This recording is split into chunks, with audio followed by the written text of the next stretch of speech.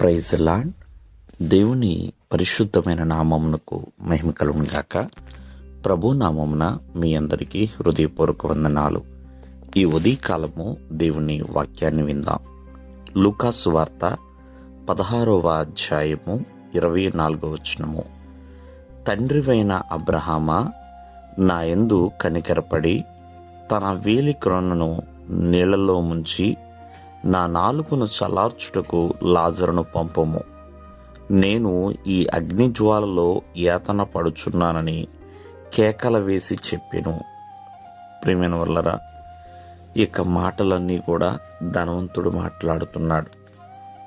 ఇది ఈ ఉపమానమే కావచ్చేమో కానీ ప్రియమైన వల్లరా, ఆత్మీయ జీవితంలో ఒక విశ్వాసికి కానీ ఒక దైవజనుడికి కానీ దేవునిని నమ్మిన ప్రతి ఒక్కరికి కూడా చాలా చాలా ప్రధానమైనదండి. ఇక్కడ తండ్రివైన అబ్రహామా అని ధనవంతుడు పిలుస్తున్నాడు. ధనవంతుడికి అబ్రహాము కనపడుతున్నాడు, లాజరు కనపడుతున్నాడు. కానీ వారి ఇరువురు వేరు వేరు స్థానాల్లో ఉన్నారు. ఒకరి వద్దకి మరొకరు రాలేని పరిస్థితి. ధనవంతుడు లాజరు అయితే ప్రియమైన వల్లరా ఒకరిని ఒకళ్ళు చూడగలుగుతున్నారు, కానీ భూమి మీద ఉన్నప్పుడు ఇద్దరు ఒకే స్థలంలో ఉన్నారు. కానీ చనిపోయిన తర్వాత ప్రియమైన వల్లరా వారి స్థలములు మార్చబడ్డాయి. ధనవంతుడైతే చాలా యాతనలో ఉన్నాడండి.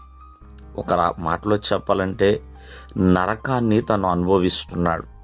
నజరేయుడైన యేసుక్రీస్తు వారు ఈ నరకము గురించి చాలాసార్లు చెప్పి ఉన్నాడు ఆయన బోధల్లో.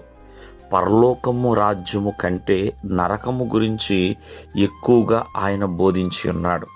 ఇక్కడ మనం జాగ్రత్తగా ఆలకిస్తే ఒకళ్ళేమో ఆనందముగా నెమ్మదిగా ఆహ్లాదకరమైన స్థలములో ఉంటే ఒకరేమో ఆక్రందనలో అల్లాడిపోతూ యాతన అనుభవిస్తున్న పరిస్థితుల్లో ఉన్నారు.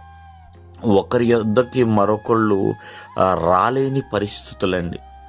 అటువంటి ఆక్రందనలో తను బాధపడుచు అడుగుచున్నాడు. కానీ ఆ ఆక్రందన చూడండి, తనను తాను బాధపడుతున్నాడు. తనని చల్లార్చే వాళ్ళు ఎవరు లేదు. అగ్ని జ్వాలలో తను మండిపోతున్నాడు. ఒక పక్కనేమో తన కుటుంబాన్ని ఎవరైనా కాపాడితే బాగుండు, తన అన్నదమ్ములను ఎవరైనా కాపాడితే బాగుండు అంటూ ఎన్నో విషయాలు. ఒక విషయాన్ని జ్ఞాపకం చేసుకోండి, మనము బ్రతికున్న కాలంలో చాలామంది ప్రభు యొక్క సువార్తని నమ్మాలి. చనిపోయిన తర్వాత సువార్త ప్రకటించుట కంటే బ్రతుకున్న కాలంలోనే సువార్త ప్రకటించుట ఎంతో మంచిది. కావున ప్రతి ఒక్కరూ సువార్తను నమ్మేవారిగా ఉండాలి, ప్రకటించేవారిగా ఉండాలి. కానీ యాతన పడే స్థితిలోనికి రాకూడదు. దేవుడు మిమ్మల్ని ఆశీర్వదించును గాక. ఆమేన్.